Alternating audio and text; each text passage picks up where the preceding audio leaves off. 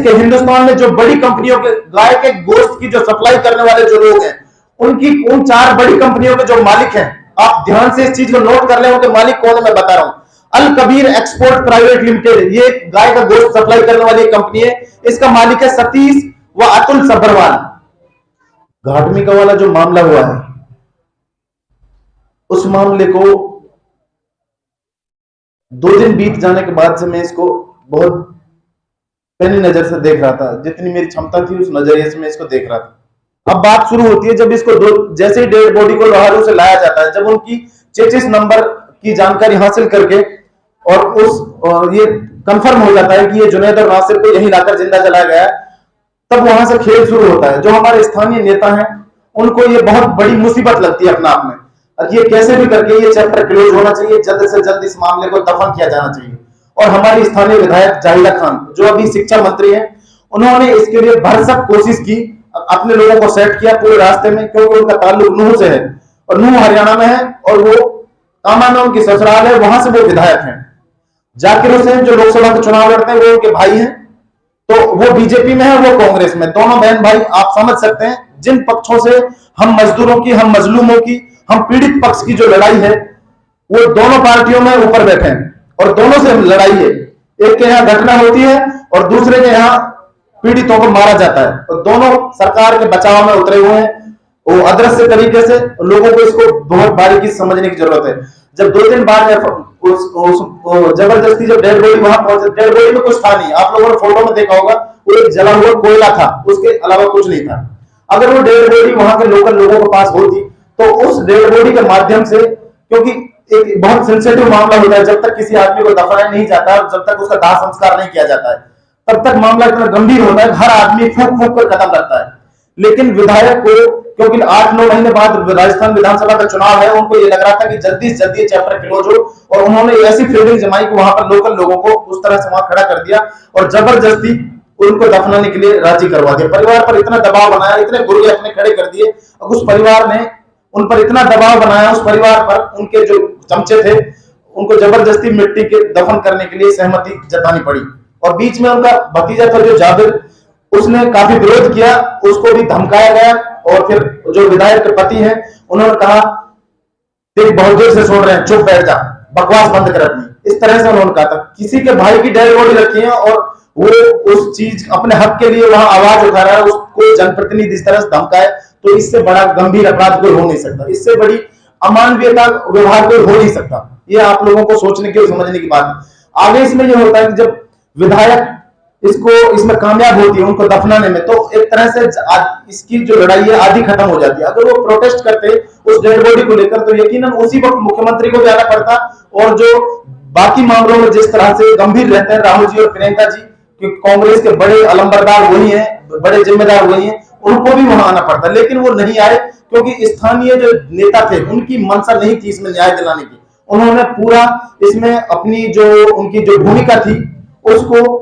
एक तरह से बिल्कुल हटा लिया, अपनी जिम्मेदारियों से वो भागे और उन्होंने जबरदस्ती मिट्टी लगवा दी। मिट्टी लगवाने के बाद उन्हें ये लगा कि मामला बिल्कुल शांत हो चुका है, लेकिन कामा पहाड़ी क्षेत्र के जो नौजवान थे उनमें एक मीटिंग हुई, और मीटिंग करके उन्होंने तय किया इस मामले को किसी भी कीमत पर उठाना है। आप लोगों को पता होगा कन्हैया लाल का जो कांड हुआ था 2022 में उदयपुर में, उस मामले में उसकी हत्या में एक मुसलमान शामिल था, लेकिन किसी भी देश के मुसलमान ने उस मारने वाले की वकालत नहीं की थी, उसके पक्ष में कोई खड़ा नहीं हुआ था, क्योंकि उसने इंसानियत का कत्ल किया था। किसी को भी किसी व्यक्ति को मारने का अधिकार नहीं है। तो ये एक बड़ी बात है, इसको नोट करने की बात है कि उस वक्त किसी भी मुसलमान ने उस मारने वाले, उसका मजहब मुसलमान था, तो इस वजह से उसकी हमदर्दी में कोई मुसलमान नहीं उतरा था। लेकिन आप लोगों ने देखा होगा जब ये मामला हुआ था, तो बहुत सारे जो अहीरवाल बेल्ट है, गुड़गांव, मानेसर, यहाँ पर बहुत सारी पंचायत हुई, और उन्होंने खुलकर कत्ल करने वालों की वकालत की, और उन्होंने रोड जाम किया, NH 8 को जाम किया, बहुत सारी चीजें हुई जो बिल्कुल गलत थी। जब किसी इंसान का कत्ल होता है तो पूरी इंसानियत का कत्ल होता है, उसमें हमें ये नहीं देखना है कि हिंदू का, मुस्लिम का, क्रिश्चियन का, ईसाई का, वो पूरी इंसानियत का कत्ल होता है। तो इसमें सबसे ज्यादा जो खतरनाक रोल प्ले किया है वो हमारे जनप्रतिनिधियों ने किया, क्योंकि उनकी मंशा नहीं थी कि इस मामले में सही तरीके से न्याय मिले, और उन्होंने इसको दफन करवाने में, इसको एक तरह से चैप्टर क्लोज करने की कोशिश की। जब नौजवान इकट्ठे हुए, घाटमी के गांव में प्रोटेस्ट शुरू हुआ। जब प्रोटेस्ट शुरू हुआ तो उसका शुरुआती दौर थोड़ा हल्का रहा, लेकिन धीरे धीरे वो बढ़ता गया और प्रोटेस्ट को इस अंजाम तक पहुंचा गया। सोशल मीडिया का सहारा लिया गया और जितने भी मीडिया से जुड़े हमारे साथी हैं उन सबको बुलाया गया। जब पूरी बात फैलने लगी, सारा मीडिया वहां पहुंचने लगा, इंटरनेशनल मीडिया वहां पहुंचने लगा, BBC, DW, CNN और जितने भी आज तक और ABVP, न्यूज लॉन्ड्री जो निष्पक्ष पत्रकारिता जो पत्रकार करते हैं, और द प्रिंट, द वायर, इस तरह के जर्नलिज्म के जो चैनल हैं, उन्होंने जब इसकी रिपोर्टिंग की तो सरकार को बाध्य होना पड़ा और 12वें दिन, प्रोटेस्ट के 12वें दिन मुख्यमंत्री अशोक गहलोत जी को अपने हेलीकॉप्टर से वहां आना पड़ा। उसमें हमारे साथ जो वहां धरना प्रदर्शन कर रहे थे, मैं भी धरना प्रदर्शन कमेटी के सदस्य रहा हूं, तो हमारे साथ एक साजिश फिर की गई। हमने एक मांग पत्र बनाया कि जिस तरह से राजस्थान सरकार ने दूसरे क्षेत्रों में पीड़ित पक्ष को न्याय दिया है, जैसे उदयपुर कांड में पीड़ित पक्ष को 1 करोड़ रुपए की आर्थिक सहायता दी गई और उसके 2 बेटे हैं यश और करण, उन दोनों को LDC लोअर डिवीजन क्लर्क की एक सरकारी नौकरी दी गई राजस्थान सरकारी सेवा नियम अधिनियम के तहत। लेकिन हमारे यहाँ पर सबसे पहले तो विधायक ने उनको टाल दिया था कि इनको कॉन्ट्रेक्चुअल नौकरी देंगे और 20 लाख की जो बात कही थी उसमें दफनाते वक्त उन्होंने कहा था 20 लाख सरकार से दिलाएंगे, लेकिन कुछ टाइम बाद जब दफना दिया था तुरंत उन्हें ये लगा वक्त जा चुका है, तो उन्होंने बोला मैंने तो कॉन्ट्रेक्चुअल नौकरी की बात कही थी और एक चिरंजीवी योजना है जो हर राजस्थान के नागरिक के लिए उस सेवा का लाभ मिलता है, उस योजना का लाभ मिलता है। उसमें इस तरह की घटना होने पर पीड़ित पक्ष को 15 लाख रुपए की सहायता मिलती है। लेकिन जब प्रोटेस्ट हुआ तो मुख्यमंत्री को आना पड़ा, क्योंकि आउट ऑफ विधायक के कंट्रोल से ये चीज आउट ऑफ कंट्रोल हो चुकी थी और मुख्यमंत्री जी को वहां आकर ऐलान करना पड़ा। उन्होंने उस आने के बावजूद भी विधायक ने एक साजिश रची धरना देने वाले लोगों के साथ कि उनको वहां आने नहीं दिया। और अभी की सिचुएशन क्या है? अभी की सिचुएशन ये है कि आज उसको 39 दिन हो गए हैं। जो लीगल सपोर्ट जो मिलना चाहिए था, जो सबसे पहली बात तो पुलिस ने जो आश्वस्त किया है, जो जनप्रतिनिधियों ने जो आश्वस्त किया था उस वक्त कि मुलजिमों को जल्द से जल्द पकड़ा जाएगा, अभी तक एक मुलजिम को छोड़कर एक भी मुलजिम नहीं पकड़ा गया है। और इस बीच बहुत सारे मामले हो गए जिसमें तत्काल कार्रवाई करते हुए राजस्थान सरकार ने, राजस्थान पुलिस ने बहुत एक्टिवली बहुत सारे मुलजिम को पकड़ा है, लेकिन इस मामले में अभी भी अपराधियों को नहीं पकड़ा गया। नहीं, अभी तक किसी को भी एक मुलजिम को छोड़कर किसी को अरेस्ट नहीं किया गया है। तो इसका रिपोर्ट आप दे देना, हाँ, ठीक है, उसके बाद फिर देखते हैं। इसमें मैं 2-3 चीजें मोटी मोटी आपको बताना चाह रहा हूँ। डेड बॉडी से लाने वाला जो प्रकरण था वो मैंने आपको बता दिया कि जो हमारे जिम्मेदार नेता थे उनकी जो जिम्मेदारी थी वो जिम्मेदारी से किस तरह भागे। उसके बाद घाटमेगा का प्रोटेस्ट मैंने आपको बताया, प्रोटेस्ट को किस तरह से दबाने की, कुचलने की कोशिश की गई। पुलिस को स्थानीय राज्य मंत्री है तो अब यकीनन आप पुलिस उनकी बात मानेगी। पुलिस ने हर संभव कोशिश की कि धरना देने वाले लोगों को वहां से हटाया जाए और पुलिस ने पूरा प्रयास किया। स्थानीय CO, स्थानीय जो इंस्पेक्टर थे और जो DSP थे, उन्होंने भरसक कोशिश की धरना देने वाले लोगों को यहाँ से डिस्प्लेस किया जाए। हमने बार बार बच्चों को और जो वहां पे नौजवान जुड़े हुए थे उनको ये मोटिवेट किया था, आपको पुलिस से डरना नहीं है और पुलिस की बात को रिकॉर्ड करना है और लाइव चलाना है। तो बच्चों में इतना हौसला है कि उन्होंने लाइव चलाया, तो पुलिस ज्यादा मतलब अपनी ड्यूटी से हटकर कोई ऐसी चीज नहीं कर पाई लाइव चलाने की वजह से कि वो मतलब गलत कुछ कर सके और धरना स्थल को खत्म कर सके।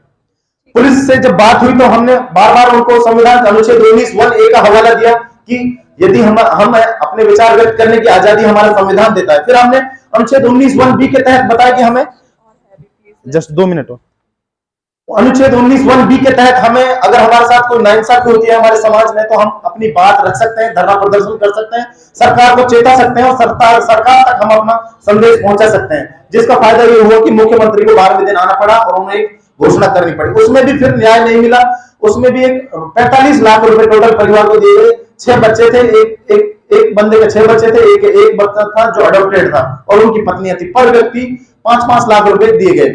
तो जिस तरह से उदयपुर में जो न्याय दिया गया उस तरह से यहाँ नहीं दिया गया।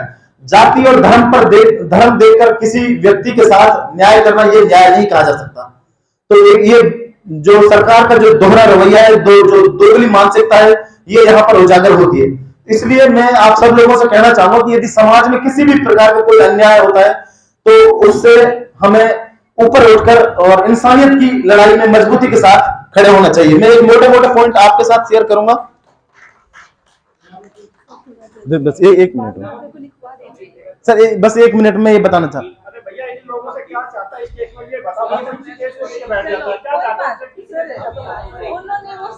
फाइट किया है। मोटी मोटी आपको बात बता रहा हूँ, जो गोहत्या और गोवंश के नाम पर जो ये इल्जाम लग रहे हैं, ये बिल्कुल मतलब बिल्कुल इसका रेशियो बिल्कुल मामूली सा है। लेकिन जो बड़े स्तर पर जो हो रहा है, जो सबसे ज्यादा जो बीफ का जो एक्सपोर्ट हो रहा है, जैसे बड़े बड़े शहरों में जो एक्सपोर्ट हो रहा है, जैसे मुंबई में 39.94% एक्सपोर्ट पूरा मुंबई से होता है, और नई दिल्ली से 24.93%, अलीगढ़ से 6.28%, आगरा से 4.68%, मीट एक्सपोर्ट, और मेरठ से होता है 3.16%। और देश के हिंदुस्तान में जो बड़ी कंपनियों के गाय के गोश्त की जो सप्लाई करने वाले जो लोग हैं, उनकी उन 4 बड़ी कंपनियों के जो मालिक हैं, आप ध्यान से इस चीज को नोट कर लें, उनके मालिक कौन है मैं बता रहा हूं। अल कबीर एक्सपोर्ट प्राइवेट लिमिटेड, ये गाय का गोश्त सप्लाई करने वाली कंपनी है। इसका मालिक है सतीश व अतुल सब्बरवाल, जिसका एड्रेस है 92 जोली मेकर्स मुंबई। दूसरा है अरबियन एक्सपोर्ट प्राइवेट लिमिटेड, जिसका मालिक है सुनील कपूर, रोजन मेंशन मुंबई। इसका एड्रेस है